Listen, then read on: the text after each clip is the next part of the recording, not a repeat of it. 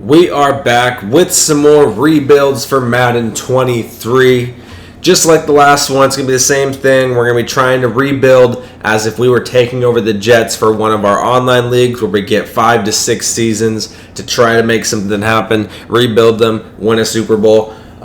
If you're new to the channel, definitely check out the older videos. We have an online league coming up when Madden 23 drops. We've been doing it for a couple of years now, so really excited to get rolling with it. We got the Houston Texans this Madden, so it should be a fun rebuild. We've won 3 so far. We've won 1 with the Seahawks, 1 with the Bengals, and 1 with the Giants, so we're doing pretty good. 3 Maddens. We've got a Super Bowl each Madden so far, so definitely stay tuned for that one. You know, we can get Madden 23 and start playing the game, but in today's video, we're getting in with the Jets. If I was taking over the Jets in Madden, not real life, what would I do? First things first, we're at quarterback, and Zach Wilson I would keep. He's still very young. He's got decent speed, 83 speed, 88 acceleration. The main reason why I would try my hardest to keep him and develop him is this throw power. He's sitting at 94 throw power. It's going to be very hard unless Madden 23 rookies are different. It's going to be hard to draft a quarterback with throw power at 94. So I would definitely keep Zach Wilson. Just develop the man, play good, don't throw a bunch of picks. You know, take your time, develop him, pay him, keep him. That 94 throw power. It's too hard to pass that up, man. I mean, it's hard to find mid-ish 90 throw powers, and so I would keep him just based off that. Honestly, I would be open to letting him go or getting rid of him or sign someone else if he had like in the 80s, but the fact that he's got 94, I would keep him, roll with him. Running back's pretty easy. Breece Hall should be your starter the whole Madden. Unless you don't want to pay him at the end of his contract, you could let him go or trade him and then draft another guy. But I would try my hardest to keep Breece Hall. He's going to be a monster for you. Good carrying, good speed. He's going to be a monster. And you got a decent running back to spell him, you know, maybe to give him a third down work or just here and there carries. That way Breece Hall doesn't break. But Michael Carter, solid backup for you. Running back, pretty easy position. There's not much to really do there for, you know, a Madden cycle for 5-6 seasons. If we were taking over the Jets, I would probably keep those 2 for most of it. Wide receivers, where it gets a little interesting. Corey Davis, obviously in real life, would probably play a lot more than I would play him. I probably would start Corey Davis. I'd put him as my wide receiver 4. I'd put Braxton Berrios in the slot, and then my 1 and 2 would be Elijah Moore and Garrett Wilson. Not sure which way I would lean for, you know, the 1 and the 2, but those would be my 2 starters, and I'd put Braxton in the slot. I really don't care much for Corey Davis. I kind of would just let him walk and do his thing. Braxton Berrios' contract is up in 2 seasons, so after his contract is up, I would draft a new slot receiver, and then I would try to keep that trio of Elijah Moore, Garrett Wilson, and the new, you know, slot receiver that we get after Braxton Berrios' contract is up. Corey Davis isn't a bad receiver, but for Madden, if we get 2 young studs like this and Moore and Wilson, they got to start. Keep them out there. You got to develop them as quick as you can, so that way in years, you know, 3 and 4, when your team's ready, when, you know, this team's ready to actually compete, then you know, you'll be able to do some damage. At the tight end position, this one's a little interesting. They drafted Jimmy Ruckert. I want to say it was a 3rd round pick. Not really too interested in him. His stats are okay, but I'm not too interested in him. I don't think I would really do much with him. I would honestly roll out CJ and Tyler Conklin, these 2, whether you want to start Tyler over CJ or CJ over Tyler. I would put those 2 out there, and I would roll with both of them until their contracts are up. They both have 3-year deals, so you got those 2 for 3 seasons. And then after both of their contracts are up, I would draft an early round tight end, the monster, replace those 2, and then let that rookie finish the job. That's what I would do at tight end. Pretty simple there. You got 2 average, you know, tight ends. Nothing crazy going on, but, you know, they could definitely get the job done in the meantime while you focus the first 2 seasons on some other positions that actually need the work. So far, offense, not too shabby. You know, your quarterback's figured out, your running back's figured out, your receivers are figured out for the most part. Once Braxton leaves, you know, you draft someone. Tight end, same thing. Once those 2 guys leave, Tyler Conklin and CJ, you draft someone. So those positions, all your skilled positions on the offensive side, are pretty simple. Left tackle is a little scary. I would draft early a left tackle right away. Get that figured out. I'm not a big George Fant fan. He's okay. He'll get the job done year one.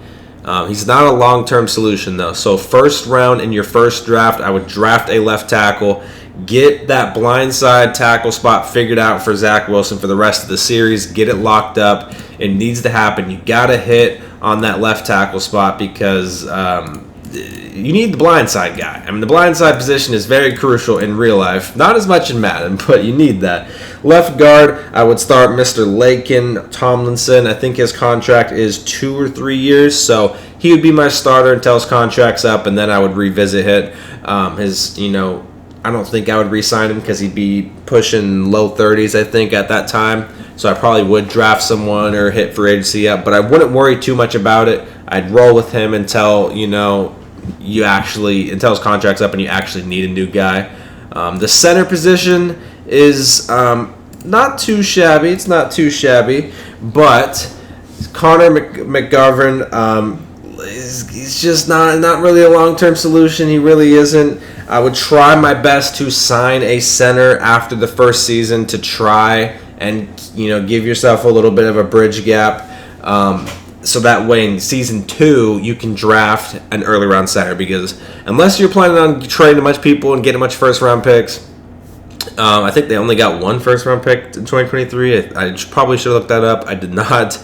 But if you're using your first round pick, which I think you should, on a left tackle in the first draft, you're going to need another center to hold you over, so that way in year 2 you can use your next first round pick to get the center. So some guys that might be available for the center position: Rodney Hudson coming from the Cardinals, Jason Kelsey, and Mitch Morse, from the Buffalo Bills. So some solid little centers there that can help you guys out, get you, hold you over in the meantime until you can draft the guy you really want to draft in year 2. The right guard spot, pretty simple here. Elijah should be your starting right guard the whole series. He's 24 years old, I think, or 25. He's still very young, 74 overall. Very solid. Your right guard and right tackle you shouldn't have to mess with. As long as these guys develop, you should be good. Right tackle is going to be Mekhi Beaton. I definitely butchered that name. There's no way I pronounced that name right, but he should be your starting right tackle. 78 overall, still pretty young. 94 strength, which is very solid. He should definitely be the starting right tackle. Like I said, right guard, right tackle, both should be locked up starters for your whole series. You just gotta pray to the Madden gods that they can develop promising, be promising players. If not, then things can get a little interesting. The left end spot, I could have went a couple different directions. With this, they got a lot of depth here at left end. They got their rookie, Mr. Jermaine. There's a lot of ways we could have went with it. I decided the best option for me personally, if I were taking over this team, is I would try to trade Mr. John Franklin Myers here.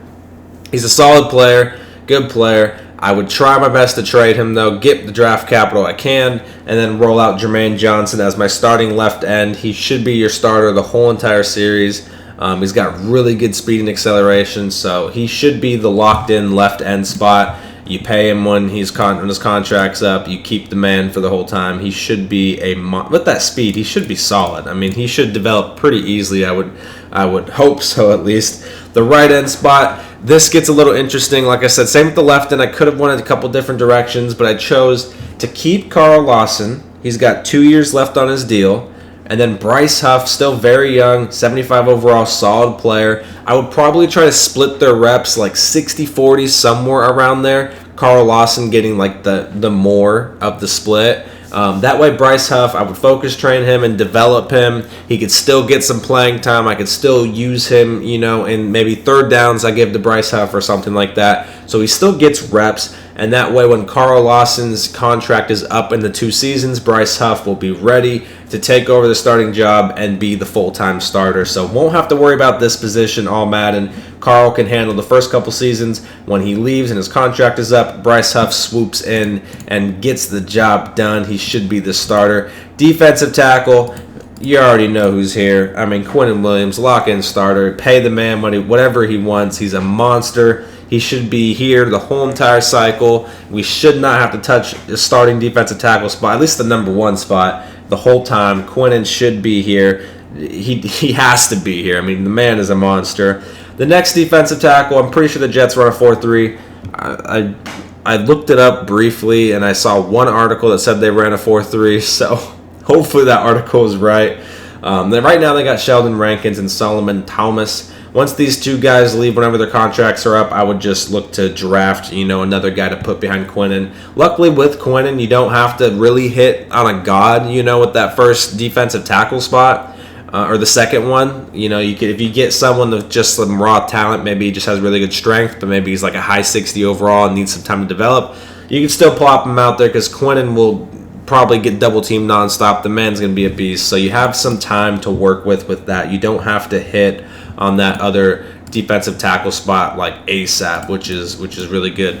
Both outside linebacker spots are really bad, and I kind of am on the same. I kind of want to do the same thing with both of them. Like, both these outside linebackers are just piss poor. Look at this, horrible. There's not really a single guy here I'm interested in, and I would do the same thing with both sides. Year 1, you got to address this, whether it's free agency, whether it's through the draft. You're going to have to find some replacements. Maybe you sign one free agent to put on one side and then draft the other side in the draft. Some free agents that might be available for outside linebacker. You got Camu Grugier-Hill. I think I pronounced that right. He's from the Texans. There's another Texans outside linebacker that might be available as well. It's okay. He's like 26 or something. Levante David might be there, so maybe you could sign him to a 1-year contract. Hold you over for a bit, so that way you can draft one outside linebacker year 1 or the first draft, and then once Levante's up, his contract is up in the second season, you can draft another outside linebacker in the second season. So that's kind of what I would do. I would try to find a vet to just tie me over at one spot. I would draft one in the first draft, and then the second draft, once that vet leaves, I would figure out the next position over there. Middle linebacker CJ Mosley, starter, lock in starter until his contract runs out. I don't think I would re-sign him unless for some reason he turns into the greatest linebacker ever. I don't think I would re-sign him. I think he's got 2 or 3 years left, so he's got plenty of time left for you. He would be my starter until then. Once his contract is up, I would gladly go ahead and replace him. Your corner position, one of the best probably on here. You got a lot of young talent here. You got obviously Sauce Gardner and Bryce Hall. Both these guys would be my outside corners. I'd put DJ Reed in the slot. If you watched my Seahawks franchise last Madden, DJ Reed is my slot corner, my nickel corner, the whole entire Madden cycle. He was very, very solid for us there. So that's personally what I would do, just because DJ was an absolute monster at that position for us. Bryce Hall, Sauce Gardner, 1 and 2 corners. I'm pretty sure I'd put Sauce as the number 1 corner just because he's a lot faster, and he's the new hotness, the first round pick. What were they, 2nd overall, whatever the hell it was. Or 4th overall, I can't even remember. He would definitely start there for us, Bryce Hall right there, and then DJ Reed in the slot. It's pretty simple. I mean, I would keep these 3, maybe the whole Madden. These 2 out wide, put DJ in the slot, and I'd probably keep them, if not the whole Madden, then most of it. That would be my 3 corners that I would roll with, and then I wouldn't have to really worry about that position, which is a good thing to have. I mean, usually corners are tough to come by, so that might be one that we keep. Free safety, I would start Ashton Davis. He's got really good speed, 92 speed, 92 acceleration. Catching, not too bad. Agility's at 92. Awareness isn't the worst in the world, sitting at a 73, not too bad. He's got really good raw stats. He's still 25 years old, and I think the speed definitely makes me want to keep him and start him. I was thinking about, maybe I'd draft someone, but no, I'd probably just roll out Ashton Davis. Use that speed, let him fly around back there, make some plays, and see if I can develop him. Strong safety, kind of the same thing. A lot of just hoping that we can develop him. And just, if you can develop a lot of these guys, there's really not many positions we got to, deal with. There's a lot of young guys. So if you can just win a bunch of games, if you can just hit a win streak and just slowly develop these dudes, you're going to be in a good spot. Jordan Whitehead, very solid, 77 overall, also 25 years old. He should be your starting strong safety. Only critique with him is his speed is pretty piss poor, 85. But he does make it up with hit power. He's got 89 hit power, so the man, he can smack someone. He can definitely smack someone, which is what we love to see. But with this team, it's a lot of just wait and see, basically. It's just kind of the same thing as the Falcons when I did maybe year 3 or 4 is when you really should be locking in and, making that deep playoff push. It's just a lot of just obviously you can hit on a free agent here that can really bolster your team. But there's a lot of young guys that if you could just give them time to develop, the Jets team's going to be solid in Madden. If you give Zach Wilson time to develop, he's going to be solid. If you give Elijah Moore and Garrett Wilson a couple seasons, they're going to be locked. They're going to be, monsters on the outside for you. Breece Hall, he'll be a beast for you if you just give him a couple seasons. Tight end, you got the 2 vets for a while, but it'll be coming at a good time once their contracts are up. Hopefully you got Zach Wilson, you got Breece Hall, you got Elijah Moore, Garrett Wilson, all, very, very developed. That way you can bring in a rookie tight end at that time and, don't skip a beat. Left tackle, you got to get first year. You got to hit on that. You got to draft that left tackle because the left tackle spot is piss poor. Your left guard, you got to lock down for a couple seasons. Your center, you could re-sign Connor instead of signing a vet and just keep Connor for a season and then, draft a center in year 2. You could do that. And your right guard and right tackle are set. You got young guys, just need some time to develop, and you give them some time, maybe they pop. Your defense, you got a lot of young guys too. I mean, that's the main thing with this Jets team is if you just give these players time to develop, they can make big things happen. And that's kind of how my Giants franchise was in Madden 20. I didn't really make a bunch of crazy trades or sign a bunch of free agents. I just gave my team some time, just stuck with them, grinded it out. I gave them, I think after year 3, I had a lot of these young guys, low 80s, mid 80s overall. And then by year 4, when we had, 2 or 3 more seasons left, whatever, how many seasons we went, they were all ready to go. And then we ended up winning the Super Bowl a couple seasons later. So I think it's the same thing with the Jets that I would do. Just keep a lot of these guys and just slowly develop them. Left end, you got Jermaine Johnson, first round pick. You got Bryce Huff on the right side, another younger guy. You got Quinnen Williams, another young guy. The only issue with the defense is your linebackers. The outside linebackers are not good. You got to find some replacements there. And your middle linebacker, CJ Mosley, is aging, so he will, age out, and you'll have to get a replacement. Other than that, there's so much young talent on the defense. It just needs time. By year 3 or 4, you should be locked in, ready to go. If you enjoy these videos, let me know in the comments. Let me know how you would rebuild this Jets team in Madden and what you would do. And I'll see you guys in the next one.